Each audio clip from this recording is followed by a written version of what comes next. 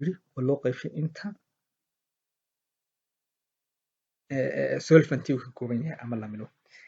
Marka su'aasha labaad maxay leedahay prepare the compound ama prepare the compounding oo ah inaad isku geygeyso. Marka isku geygeyntu wanagii hore u sheegnay waxay kaaga baahan tahay shay walba waxaad ku cabirato. Haddaad potassium iodide budo ah halkaa ku haysatid ama iodine budo ah waxa lagaaga baahan yahay inaad soo qaadato balance ama miisaan inaad haysato. Haddii alcohol uu jiro ama water ama peppermint oil ama glycerin add oo inta badan lagu cabirayo ml ama milliliter waxa lagaaga baahan yahay inaad haysato qalabkii volumeka ama dareeraha lagu cabiraya ha noqdo syringe ha noqdo cylinder ha noqdo pipette ama burette ha noqdo qalabkaas oo dhan ayaa lagaaga baahan yahay. Marka kadib markaad isku dardarto ayaa macnihii su'aashan labaad ay leedahay prepare the compound. Sidaas ayaan ku diyaariyey ayay noqonaysaa marka waxaad soo qabato aad isku dardarto waxyaalahan xagga lagugu siiyey ayaa macnihii waa diyaarisay ay ka dhigan tahay.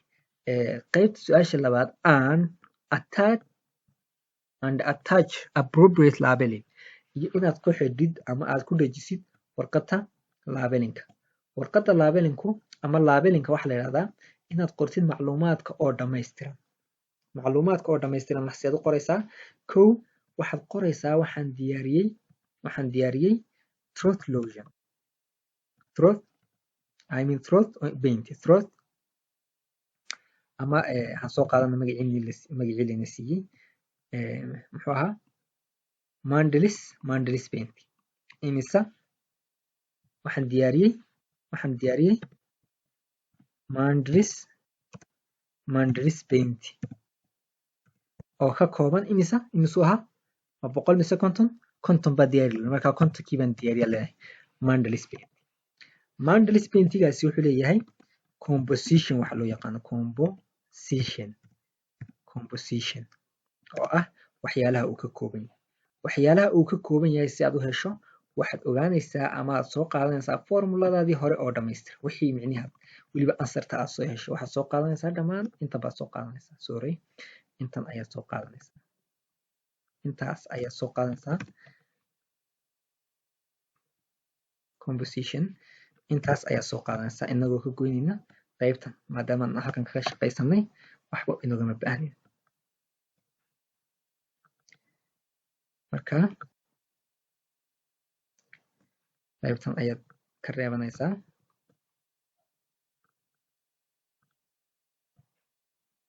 Marka compositionka waxay ka kooban tahay Mandelis paint intaas ayaan sameeyey oo 50 ml ah ayaad oranaysaa. Markaad intaa tiraahid kadib waxaad qoraysaa expire date-ka haddii loo baahdo expire date-ku dhibaato male iyo sidoo kale batch numberkii macluumaadka dawada ku qoran inta badan batch numberkii ama batch PM baan oran karnaa. Sidoo kale waxaad qori kartaa manufactured by cidda samaysay ama warshadeysay. Sidoo kale waxaad qori kartaa storage condition dhammaan macluumaadka storage condition. Marka ansarta inkastoo ku qoran tahay halkan horta tusaale ahaan waa lana siiyey calculate amount of each ingredient. Tusaale ahaan potassium maxaa loo baahan yahay la yidhi 1.25 gram. Marka 1.25 gramkani wuxuu ka yimiday formuladeennii hore ee aan sheegnay waan nagan helnay markaan qaacidadii markaan isticmaalay potassium iodide ka waxaan helnay 1.25 iodine ka waxaan helnay 0.625 alcoholka 2 ml waterka 1.25 iyo 0.25 oo peppermint ah. Marka xaggan waxay caddaynaysaa dhammaan waxyaalihii aan soo helnay inay sax yihiin. Marka glycerolkan waxaan helnay 50 ml amin. Marka ansartiina waa sax. Haddaba waxaa layidhi collecting material waa sidii loo diyaarinayay preparing waa habkii loo diyaarinayay materialkii baa soo qaadanaysaa dissolve potassium iodide in water glass waxaad qaadanaysaa kani waa protocolkii ama shaygii lagaga baahnaa inaad ogaato iyo habkaad maraysay marka wuu kugu sii yaalaa haddii diyaari lagu dhahdo kaman baad ka eeganaysaa balse in si loo calculate gareeyo waa inaad shayga ugu muhiimsan xagga ay ka timiday 1.25ka 0.625ka waa inaad ogaato qaybtaas ayaan kaga baxayaa sidoo kale xaggan waxyaalaha loo isticmaalayo marka la diyaarinayo inta badan compoundika waa inaad ogaato shayga loo isticmaalayo dhammaan waxyaalahan oo dhan waa inaad sheegtaa ama aad qortaa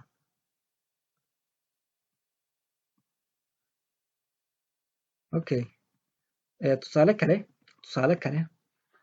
maxaa la yidhi compound iodine tincture waxaa la diyaarinayaa iodine balse maxaa la diyaarinaya intee ma 30 ml mise 1000 ml maxaa la diyaarinaya waa maxay maxaa la diyaarinayaa waxaa la diyaarinayaa 40 ml maxaa la diyaarinayaa waxaa lanagu yidhi waxaad diyaarisiin iodine tincture ka kooban 40 milliliter marka shayga ugu horeeya waa inaan ogaanaa factor formuladeena factor formuladeena waxaa laga helayaa san u jeedno ka ugu ml ka badan waa kee 1000 ml marka kan ayaa waxaan u qaadanaynaa inuu yahay quantity-ga la ina siiyey marka waxay noqonaysaa formuladeenu xaddiga diyaariya la ina yidhi oo ahaa 40 waxaan u qaybinaynaa imisa 1000 ml 40 ml baa yidhi 40 ml oo diyaari laygu yidhi ayaa waxaan u qaybinayaa 1000 ml markaan 40ka u qaybiyo 1000 ml formulada ii soo baxaysa ama qaacidada ii soo baxaysa waa maxay 40 loo qaybshay 1000 waxay ka dhigan tahay 0.04 ayay ka dhigan tahay marka tan waxa weeyaan waa factor formuladeedi waa maxay waa factorkayga marka maadaama factorkayga soo helay qaybtan waa inaan ku qaraaco ama aan ku dhufto mid kasta oo ka mid ah kan waxaan ku dhufanayaa imisa kan waxaan ku dhufanayaa 0.04 sidoo kale kan waxaan ku dhufanayaa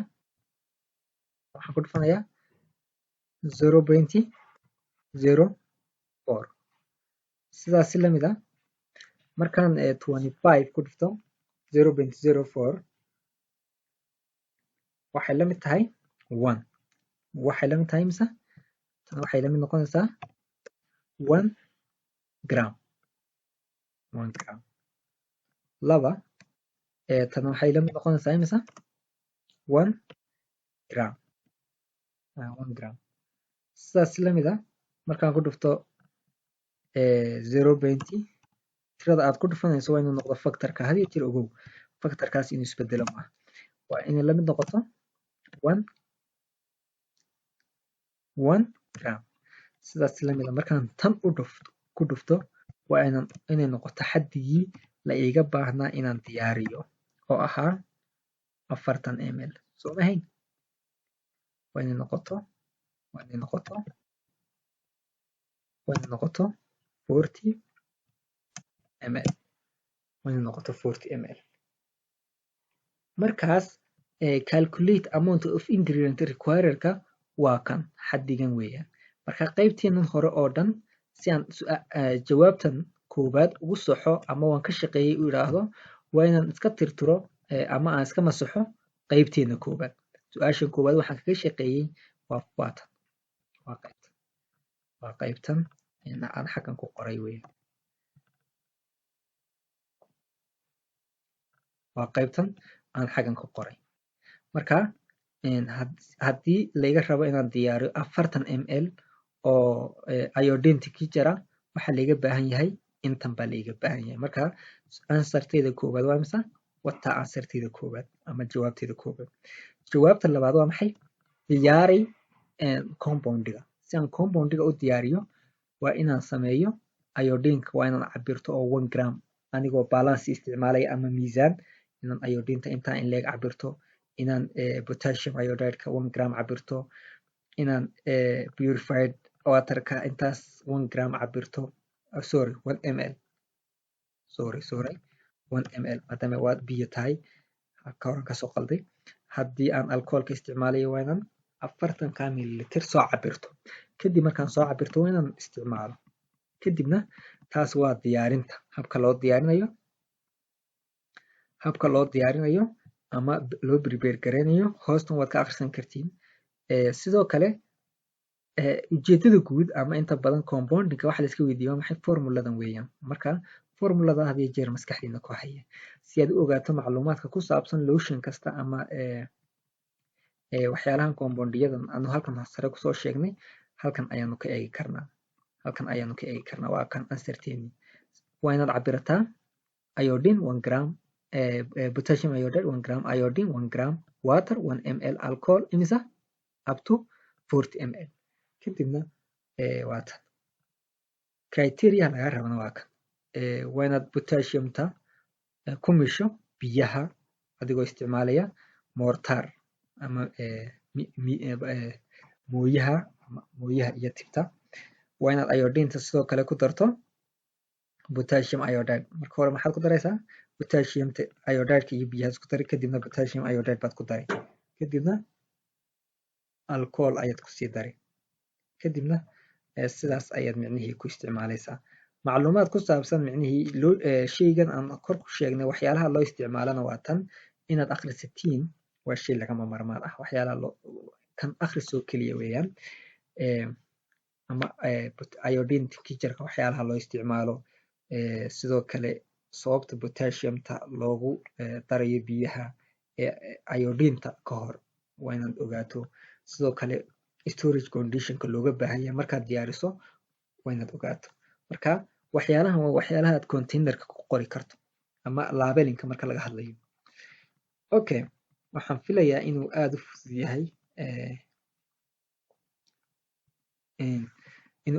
yahay ayaan filayaa. Tan markaan u imaado tan waxay leeyihiin Lugol's solutionka sida loo diyaariyo. Lugol's solutionka xaggan waxaan uga jeednaa imisa la diyaarinayaa imika. Prepare how much? ma 1000 ml baa la diyaarinayaa. Midkeena waa maxay? Waa maxay? Waa prepare keena. Waxaa la rabaa inaan diyaarino 30 ml oo ah Lugol's solution. Lugol's solutionkuna wuxuu ka kooban yahay saddexdan: iodine, potassium iodide, purified water kaabuu ka kooban yahay. Marka add saan arkayno ama ml-ka ugu badan wuxuu ka kooban yahay biyaha.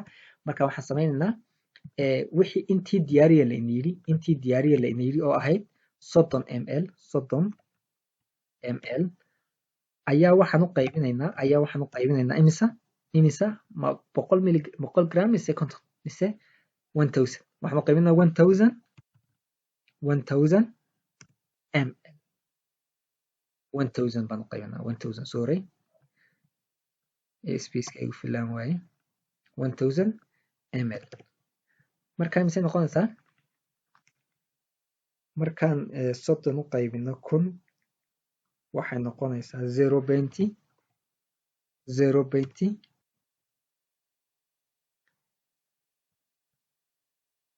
waxay noqonaysaa 0.03. kani markaa waa factorkeeda. Markaa 0.03gan ayaa meel walba aan ku dhufanaynaa. 0.03gan ayaa waxaan ku dhufanaynaa intaas baan ku dhufanaa. Meel walba oo kamid ah ayaana ku dhufanaa. Marka tanna sidoo kale waxaan ku dhufanaynaa